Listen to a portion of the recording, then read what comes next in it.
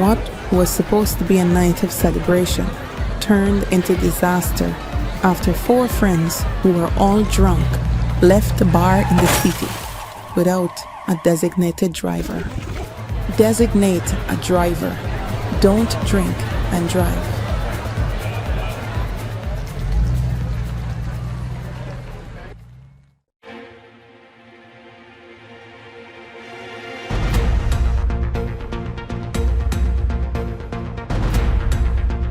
This is your news source evening bulletin for today, Monday, the 13th day of January in the year 2025.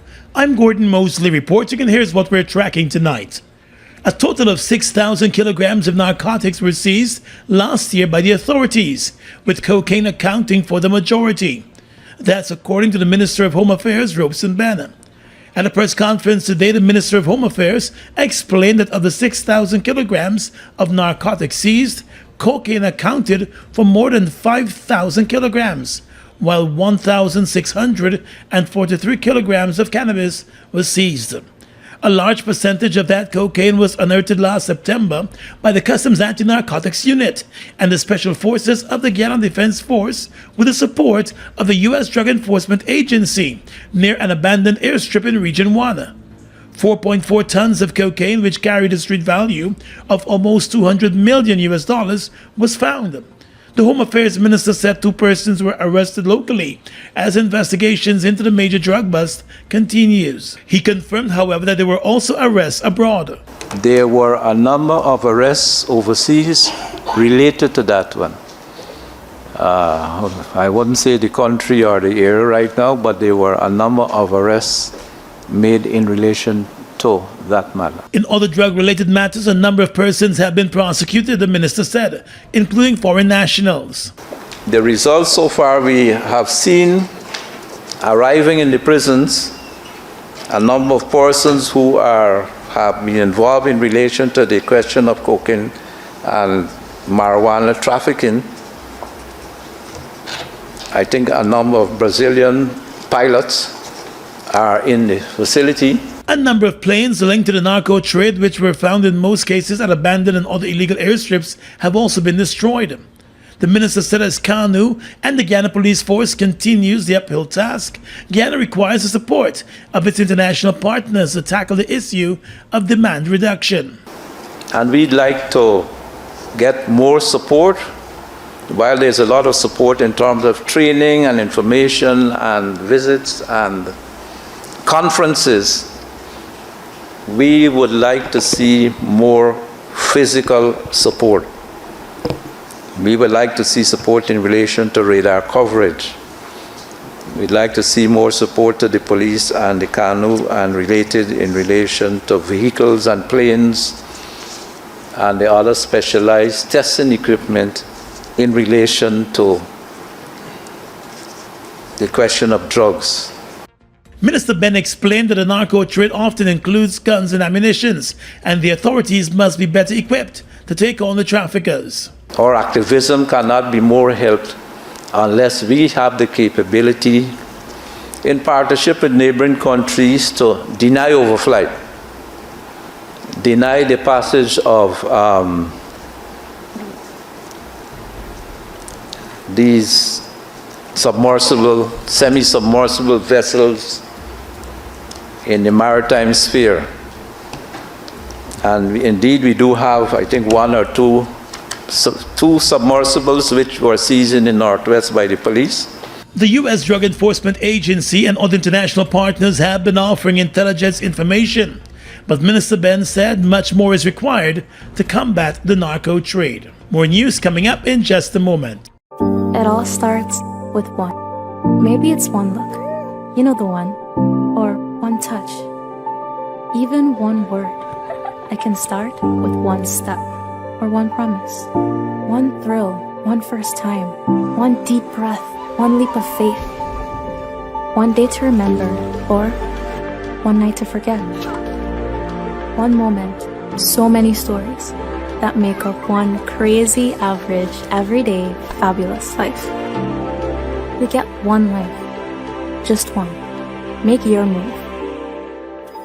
It all starts with one.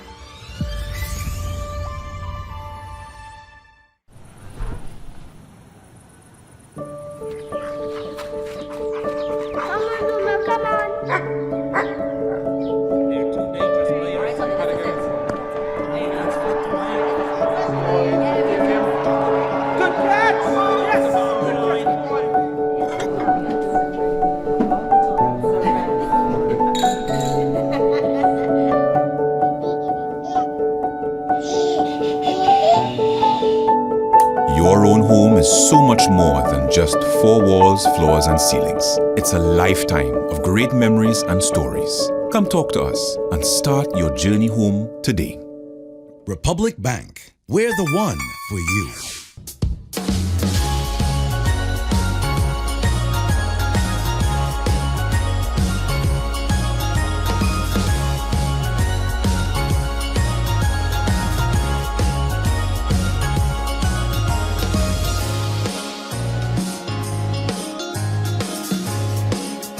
Honey, what are you doing? Let's cash out. Let's cash out. Shop $5,000 or more at any Massey stores for a chance to win a 2024 Nissan Qashqai Sense and $100,000 every 2 weeks with Massey Stores Christmas Jackpot Promotion. Guyana, get ready for a special night of 70s soul featuring the Stylistics. God bless you. You make me feel brand new. And Blue Magic. So let the sideshow begin. Hurry, hurry, step right on in. Valentine's Day, February 14th. Save the date. The Stylistics. And Blue Magic, it's classic 70s soul, coming to Guyana Friday, February 14th, 2025. Don't miss it. Make the world go round.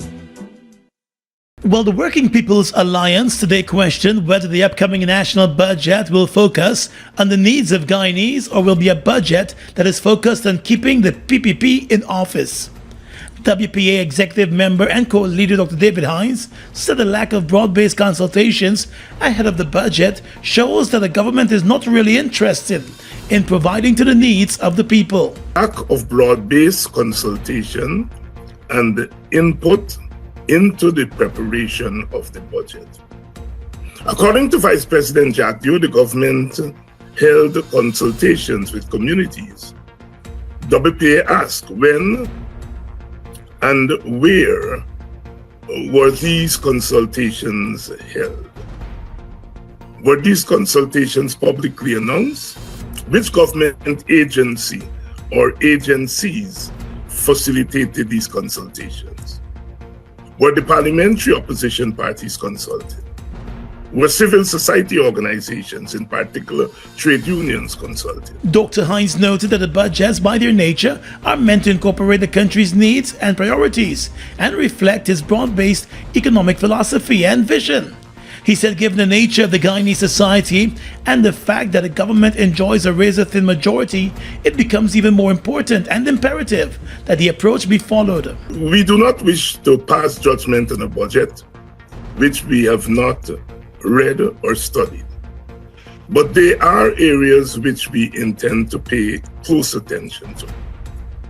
WPA has noted the government's emphasis on infrastructural spending in previous budgets. While we welcome spending in this area, we feel the government has overdone it. There needs to be a more balanced spending approach which reflects multiple priorities and an integrated outlook for the economy. Hines said the government should focus on reducing spending on infrastructure and spend across the resources equally among critical sectors. He said one of the main priorities of the budget should be poverty alleviation. We have had cause after each budget to bemoan the government haphazard, lackadaisical approach to this issue. If our country is to become fully developed, it must remove the systemic obstacles to development. Poverty is one such obstacle.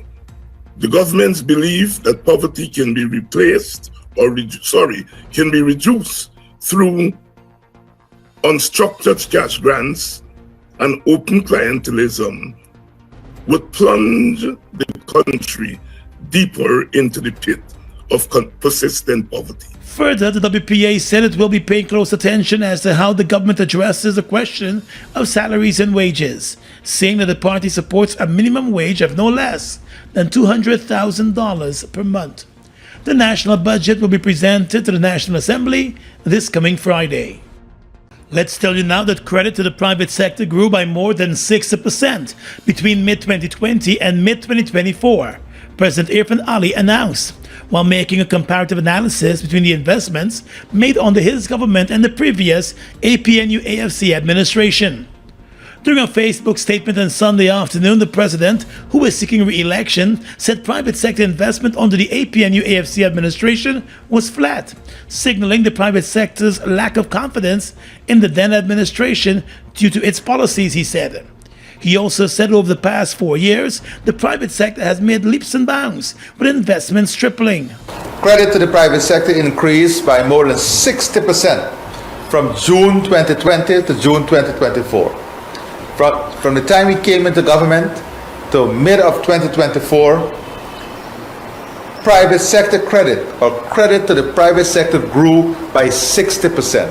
That is more than 3 times the growth in the entire APNU-AFC period. The president noted that domestic credit to central government increased from $28 billion in 2014 to $148 billion by July of 2020, representing a 428% increase.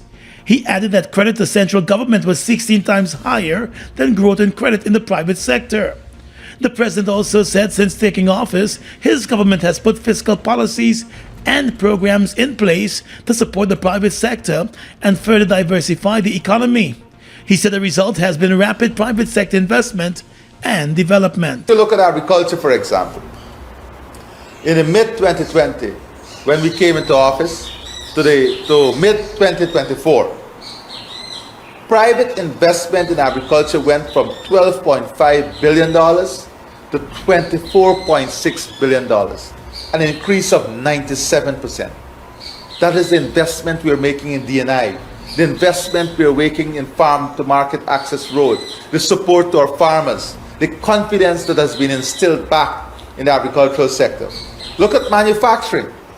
Private sector investment in manufacturing went from $15.1 billion to $22.3 billion, an increase of 47%. Private sector investment in the construction sector grew by 93% between 2020 and 2024, according to the president.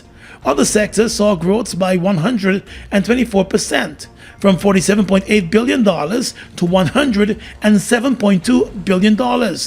Real estate mortgages also increased from $88.7 billion to $140.2 billion.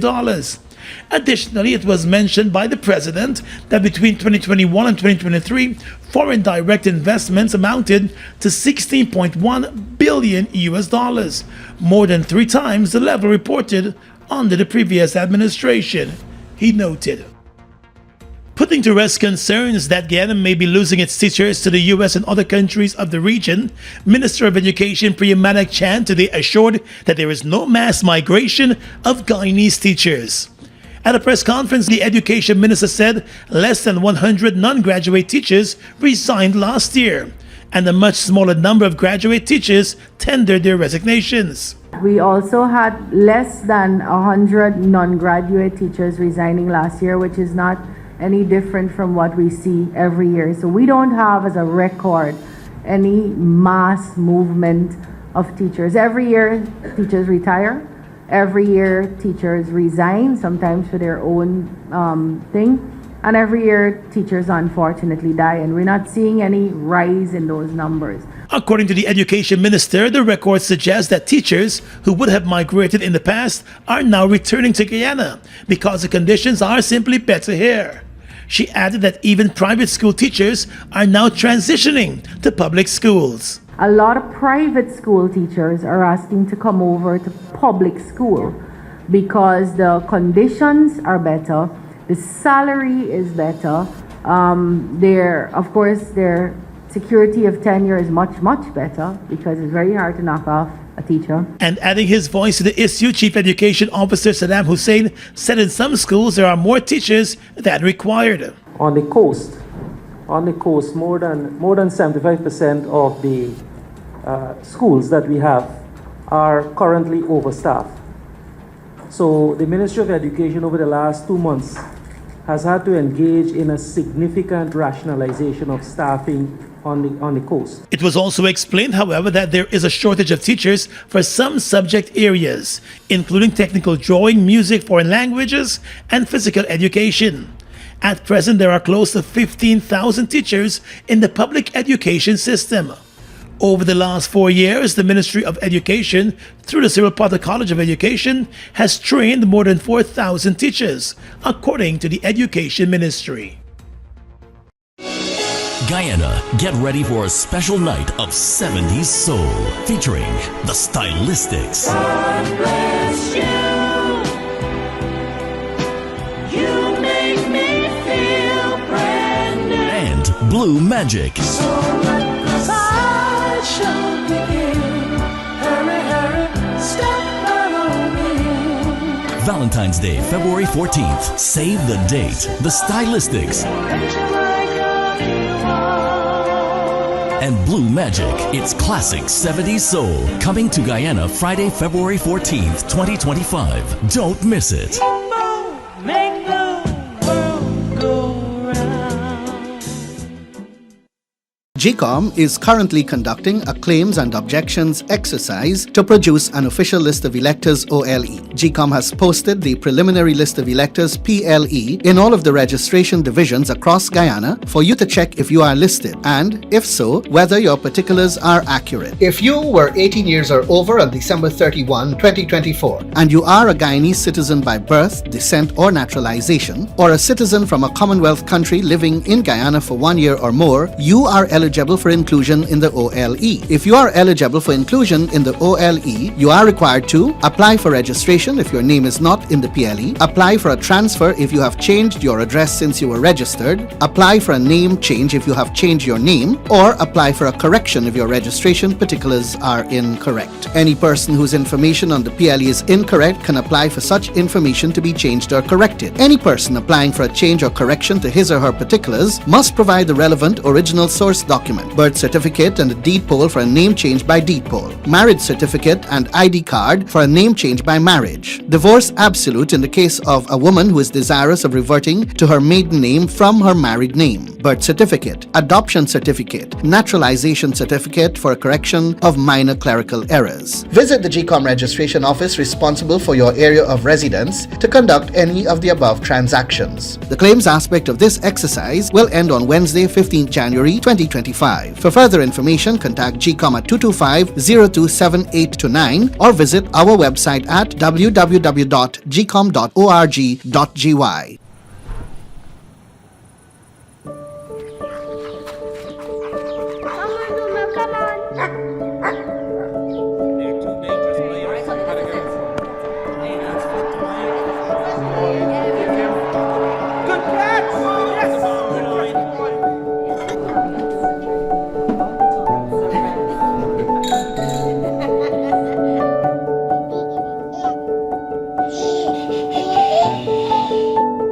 Your own home is so much more than just 4 walls, floors, and ceilings. It's a lifetime of great memories and stories. Come talk to us and start your journey home today.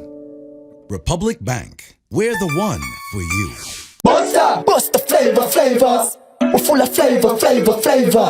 Bust the flavors that me crave for. We're full of flavors. Tell your neighbors about the bust the flavors. Grab a bust the flavors. Yeah, thirst buster. Grab a buster. Bust the flavor, taste the savor. Bust the flavors. Bust the flavors. The Canada-Guyana Chamber of Commerce today announced that former Canadian High Commissioner to Guyana Lillian Chatterjee was appointed as the Chamber's honorary Canadian co-chair.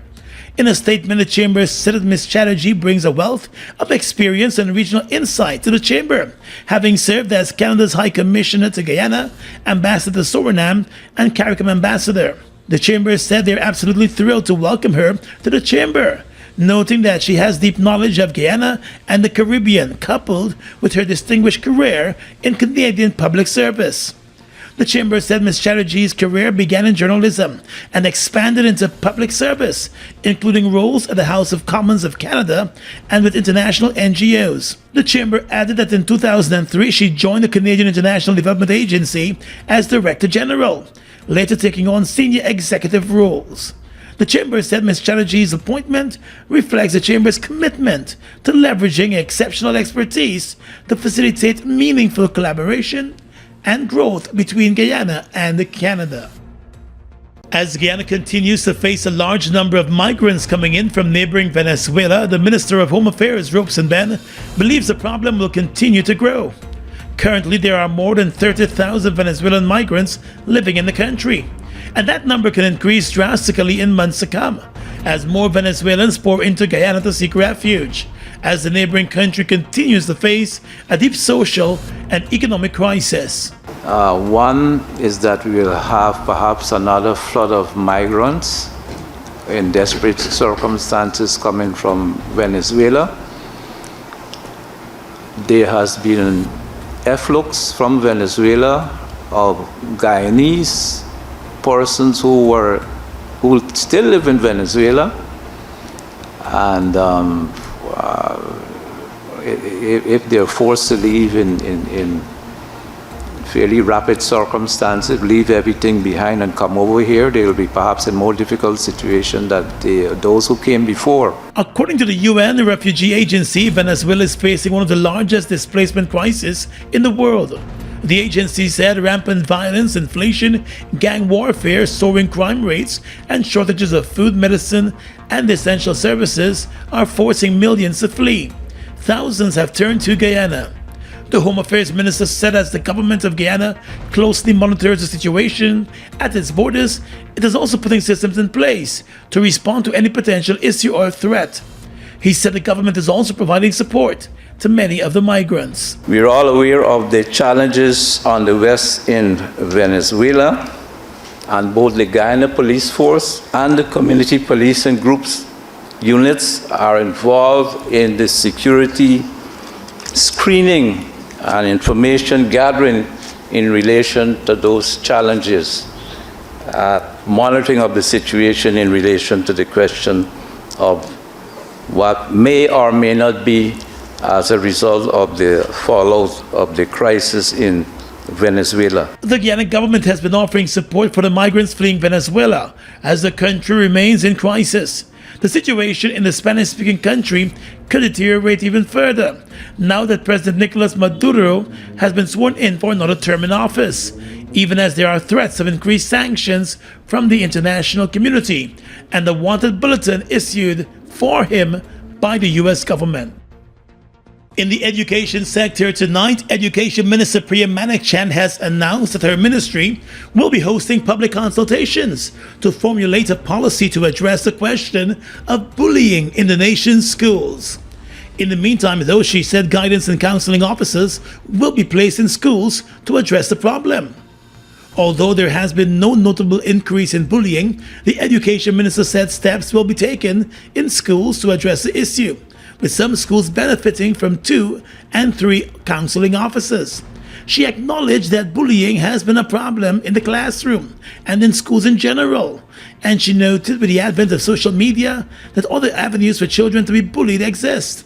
Hence, she said a policy is needed to fully address the problem. Bullying is not only in the classroom. We have had the various forms, complaints of the various forms of bullying and abuse of children, but we haven't seen an increase in it. That's what I'm saying. When you put together large numbers, in fact, we have,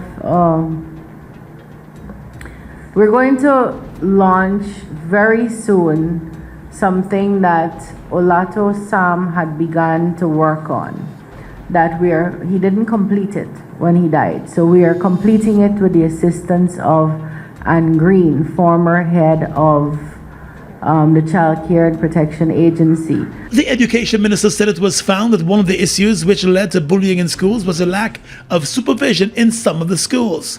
She, however, noted that with the intervention by the Education Ministry, some of the schools which were having frequent reports of bullying have gone relatively quiet, as there have been no recent reported cases.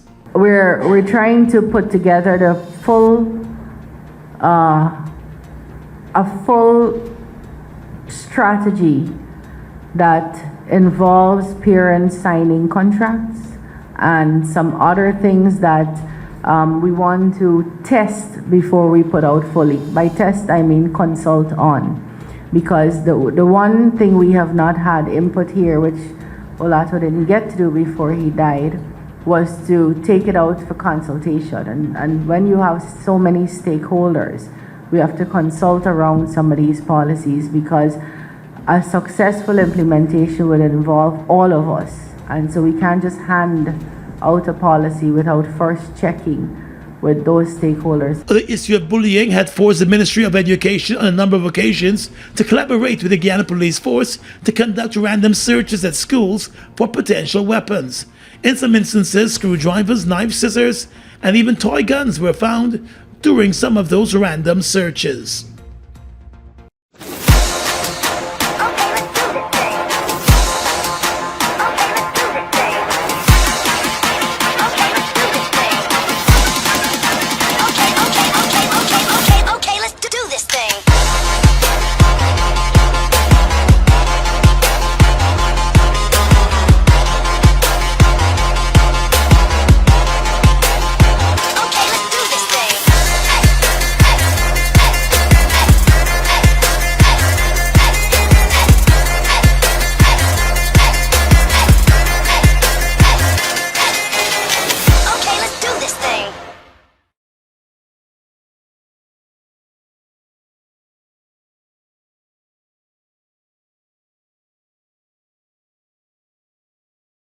GCOM is currently conducting a claims and objections exercise to produce an official list of electors OLE. If you were 18 years or over on December 31, 2024, and you are a Guyanese citizen by birth, descent, or naturalization, or a citizen from a Commonwealth country living in Guyana for 1 year or more, you are eligible for inclusion in the OLE. GCOM has posted the preliminary list of electors PLE in all of the registration divisions across Guyana for you to check if you are listed, and if so, whether your particulars are accurate. You can make a claim for registration, change or correction to your particulars, or you can object to the inclusion of anyone who you believe should not be on the list. If you are desirous of making a claim or objection, you must visit the GCOM registration office responsible for your area of residence to do so. Visit the GCOM registration office responsible for your area of residence to conduct any of the above transactions. Opening hours. All GCOM registration offices will be open Mondays to Fridays from 8 hours to 18 hours, Saturdays and Sundays from 10 hours to 14 hours. For further information, contact GCOM at 225-0278-9, 226-6557, 8 and 9, 223-9650, or visit our website at www.gcom.org.gy.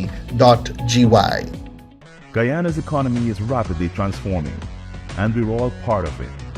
Guyoil is at the forefront of this development by providing reliable and efficient energy and supporting community development from the very core. 100% of Guyoil's profit goes back to building schools, roads, and other important infrastructure that connects our cities and towns, providing fuel to domestic, marine, industrial, and aerial transportation. Guyoil has now repositioned itself as a market leader in the petroleum industry, building a better future for all of us.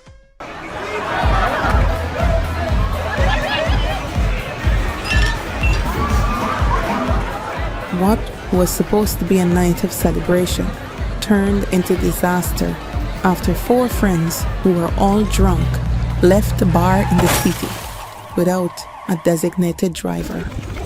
Designate a driver. Don't drink and drive.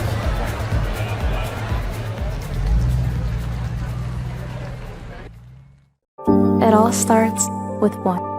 Maybe it's one look, you know the one, or one touch, even one word.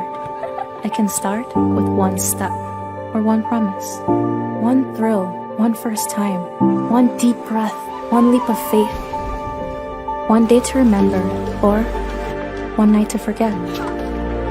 One moment, so many stories. that make up one crazy, average, everyday, fabulous life. We get one life, just one. Make your move. It all starts with one. With your regional and international news tonight, I am Svetlana Marshall. In the region, China is ready to deepen its comprehensive cooperative partnership with Caribbean nations, President Xi Jinping said on Monday during a meeting in Beijing with Prime Minister Dickon Mitchell of Grenada, a one-time diplomatic ally of Taiwan. China is willing to keep up assistance to regional countries to aid their economic and social development, the Chinese president said. Grenada has benefited greatly from ties with China and looks forward to strengthening cooperation with the Asian giant, Mitchell was quoted as saying in a report published by Reuters. Mitchell said Grenada formally adhered to the One China principle and called for its sovereignty and territorial integrity to be respected. The Caribbean and Latin America have the largest concentration of Taiwan allies, with 7 of its 8 remaining 12 allies in the region. China views the democratically governed island as part of its territory with no right to state-to-state ties, a position Taiwan's government strongly disputes. At least 10 people have died after a landslide swept through 2 cities in Brazil, state officials have said. According to the BBC, the Betania neighborhood in the city of Ipatinga was the worst affected by the mudslides, which were triggered by torrential rain. The mayor's office said 8 inches of rain fell in the city on Sunday morning. Landslides following torrential rains are not uncommon in the rainy season, with neighborhoods built on steep hillsides the worst affected. At least 150 people have been left homeless in the city, which is located north of Rio de Janeiro. And finally tonight, international news. Mediators gave Israel and Hamas a final draft of a deal on Monday to end the war in Gaza. An official briefed on the negotiations said, after a midnight breakthrough in talks attended by envoys of both outgoing U.S. President Joe Biden and President-elect Donald Trump. Biden said a ceasefire and hostage release deal he had championed was on the brink of coming to fruition, and Hamas said it was keen on reaching an agreement. The deal would free the hostages, halt the fighting, provide security to Israel, and allow the U.S. to significantly surge humanitarian assistance to the Palestinians, who suffered terribly in this war that Hamas started, Biden said in a speech to highlight his foreign policy achievements. The official briefed on the talks, who did not want to be otherwise identified, said the text for a ceasefire and release of hostages was presented by Qatar to both sides at talks in Doha. And that's your News Source Evening Bulletin for tonight. I'm Svetlana Marshall, wishing you a pleasant evening.